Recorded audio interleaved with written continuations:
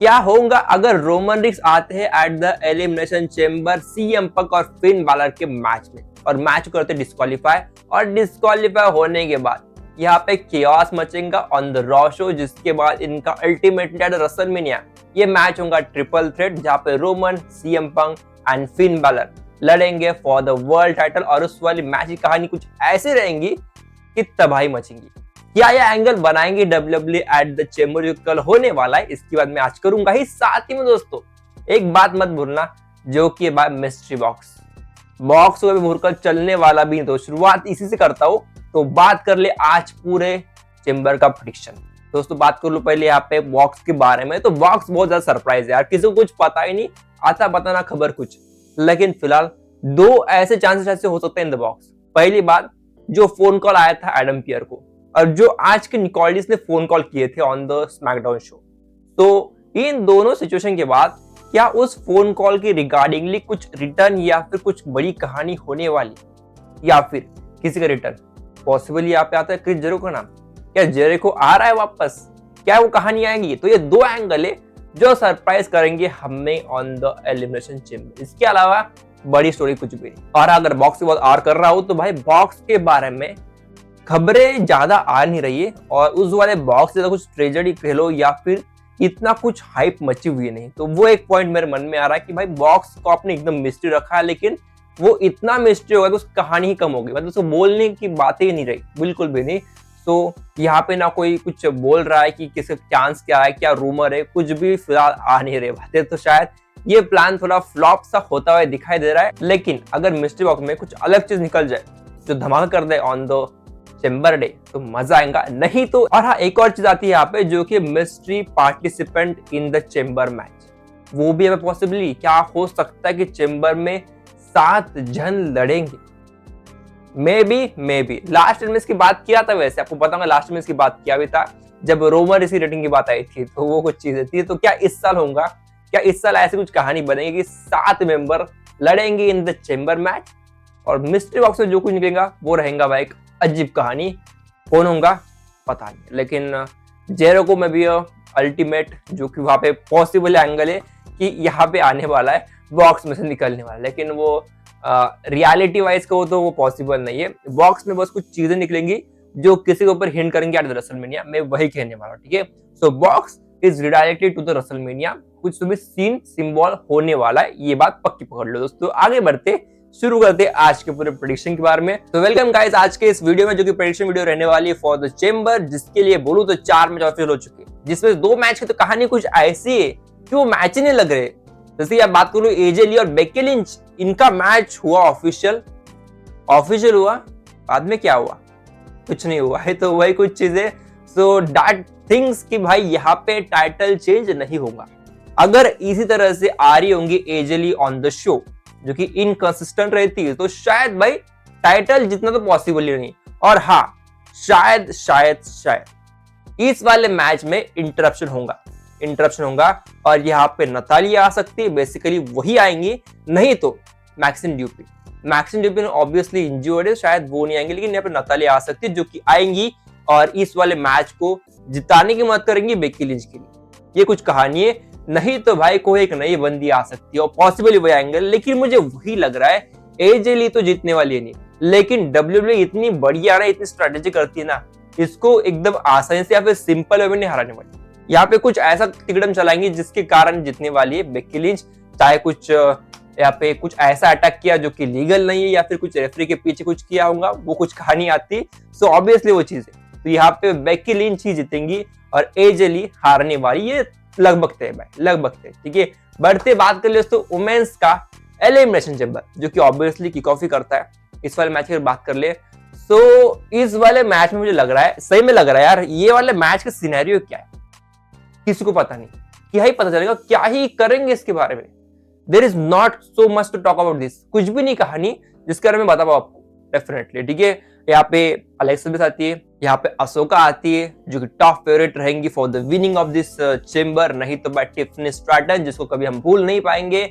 और ऑब्वियसली एक nowhere name जो आता है वो बाय कियाना जेम्स का, जो कि ऑब्वियसली जीतने वाले है नहीं, जिसके बात नहीं करूंगा। लेकिन फिलहाल इस चेंबर में अगर हम बात भी कर लेना, सो वेरी शॉकिंग है, बहुत ही ज्यादा शॉकिंग इस वाले चेंबर में। कुछ समझ नहीं पा रहा कौन जीतेगा, मैं भी कुछ समझ नहीं पा रहा।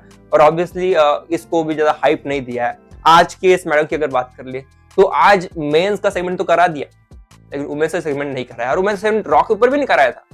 तो ऐसा नहीं कुछ पहले से कुछ इन्होंने किया होगा, किया ही नहीं कुछ, इन्होंने बस प्लेन शो जाने दिया।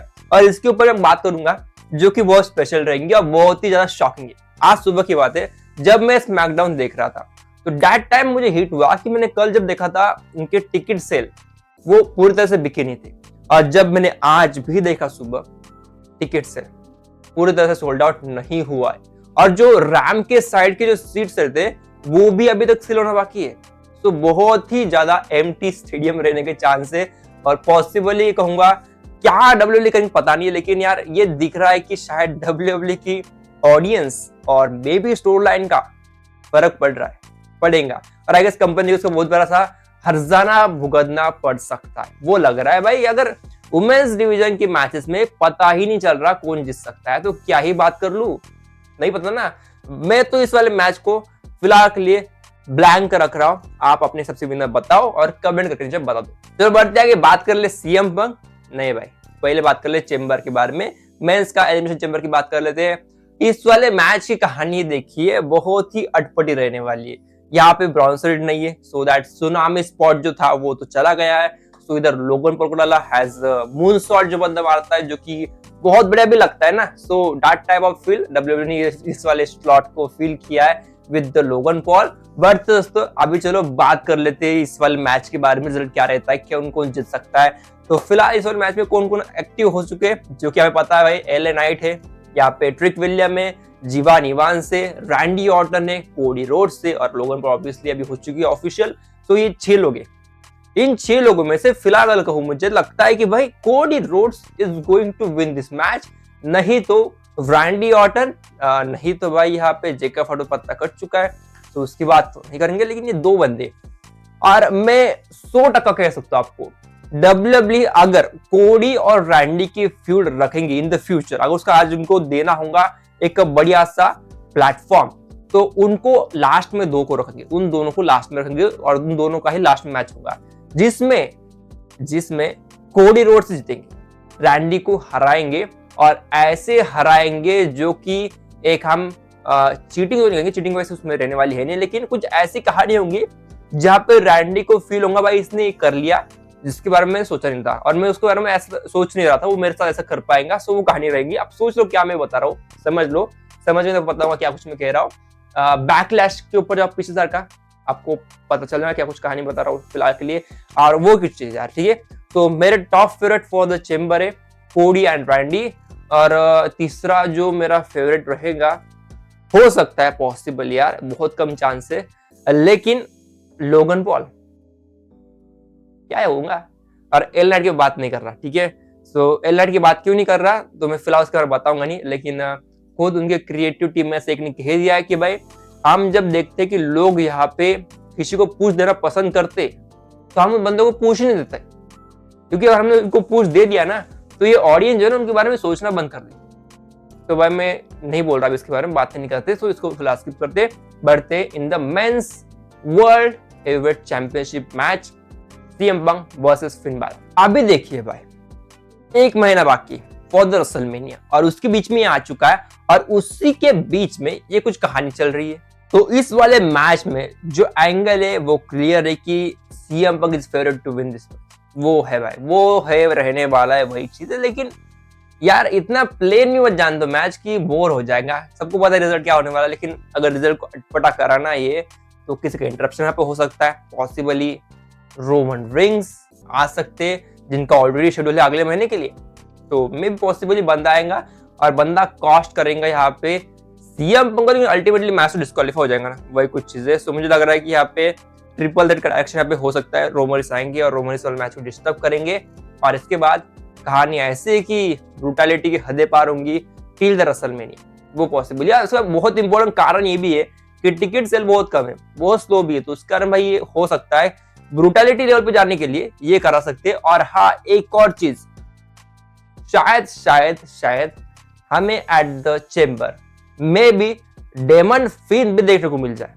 ये कुछ कहानी आ सकती है भाई, डेमन फिन आएगा और फिन आने के बाद वो शायद कहानी पलटाएगा। और जो फिन ने पिछले एक माइक से कहा भी था कि रोमन ने कैसे टॉप रोप से गिराया था, वो टॉप रोप गिरने का वो जीत गया था, तो दैट टाइम वाज डेविल्स रूप था उसका, तो शायद वो आ सकता है और वही कुछ कहानी पे लग रही जैसे हो सकती है फिलहाल के लिए। अब दोस्तों फिलहाल वीडियो में रुकता, आज के लिए बस इतना ही। चेंबर की बात इतनी, 4 मैच थे, 4 मैच हम डिस्कस कर लिया, जिसमें से भाई 2 मैच एकदम और 2 मैच थोड़े ऊपर है। ठीक है, फिलहाल उस पर रुकते हैं। चैनल को लाइक सब्सक्राइब शेयर कर दो और साथ ही में दोस्तों ऑफिशियली बता दूं, हमारा जो पॉडकास्ट रहेगा उसमें मैंने ऑफिशियली कर लिया है कि कौन सा हो सकता है, कौन सा पॉसिबल एंगल है। तो मेरी फ्रॉम द मंडे मैं उसको शूटिंग स्टार्ट करने वाला हूँ। रुकते हैं दोस्तों, मिलते हैं, टिल देन बाय।